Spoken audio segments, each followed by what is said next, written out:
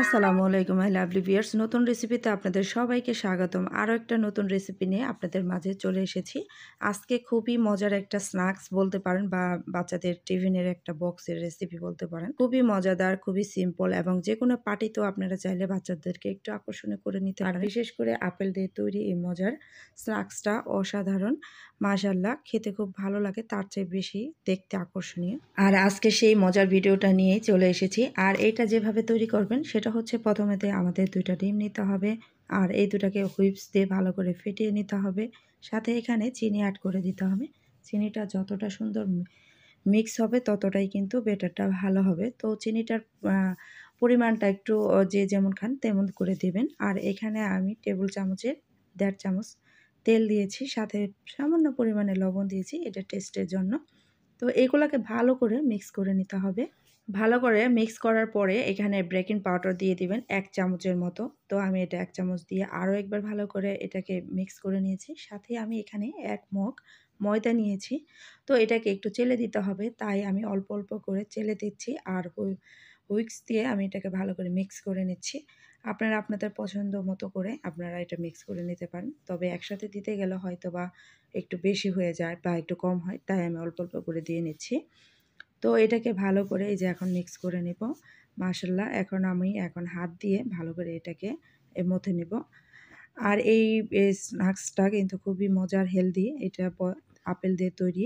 তো বাচ্চারা ফ্রুটস খেতে চায় না, তাদেরকে এভাবে দিলে তারা আকর্ষণীয় হয় এবং খেতে আগ্রহী জাগায়। তো এই অ্যাপেলগুলো আমি ভালো করে স্লাইস করে কেটে নিয়েছি। তো অ্যাপেলের যে সিডস থাকে সেগুলো আমি একটা নোজেল দিয়ে এটাকে ক্লিন করে নিচ্ছি। এভাবে এক এক করে আমি সবগুলো অ্যাপেল স্লাইস পরিষ্কার করে নিলাম। তারপর আমি এই মথে রেখেছিলাম যে ডোটা, সেটাকে আরও একবার ভালো করে মথে নিচ্ছি। এতে করে আমাদের রুটি তৈরি করতে খুব ইজি হবে। তো এর আগেও আমি একবার আপনাদেরকে আরেকটা দেখিয়েছিলাম, সেটা হচ্ছে ইতালিয়ান একটা ডেজার্ট তৈরি করতে দিয়ে দেখিয়েছি। সেই একইভাবে এই ডোটা তৈরি করে নিতে হয়। তো আমি এই কথা বলতে বলতে আমার রুটিটা তৈরি হয়ে গেছে। এখন আমি স্কোয়ার শেপের একটা রুটি তৈরি করে নিচ্ছি। এই রুটিটাকে এখন আমি মাঝ বরাবর 2 সাইড থেকে এই যে ছুরির আকারে একটু কেটে নিচ্ছি। টোটালি আমার 4টা পিচ হবে। তো 4টা পিচই কিন্তু স্কোয়ার শেপের হয়েছে, দেখে অবশ্যই বুঝতে পারছেন।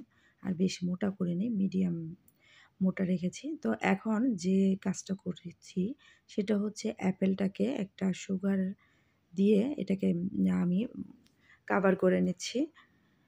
তো অ্যাপেল তো সবটা একরকম হয় না, অনেকটা মিষ্টি হয়, অনেকটা মিষ্টি হয় না। তো সেজন্য একটু গুঁড়িয়ে নিলে অ্যাপেলসটা একটু মিষ্টি হবে, ভালো লাগবে। আর সাথে আমি এখানে জেম দিয়ে দিচ্ছি।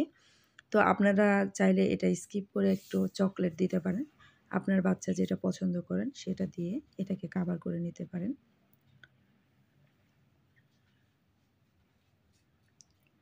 তো জেম দেওয়া হয়ে গেছে। এখন এই 4 কোণার সাইডে আমি একটু একটু করে কেটে নিচ্ছি।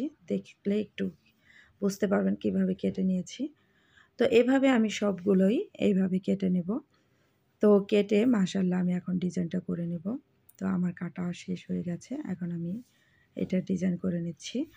তো হাত দিয়ে দেখুন সবগুলা কেটে নিয়েছি। এখন এই যে কোণার সাইডটা এভাবে ধরে আলতোভাবে এটাকে একটু চেপে দিচ্ছি। এটা তো আর সেট হওয়ার মতো না। এটা জাস্ট একটু সেট করার চেষ্টা করছি।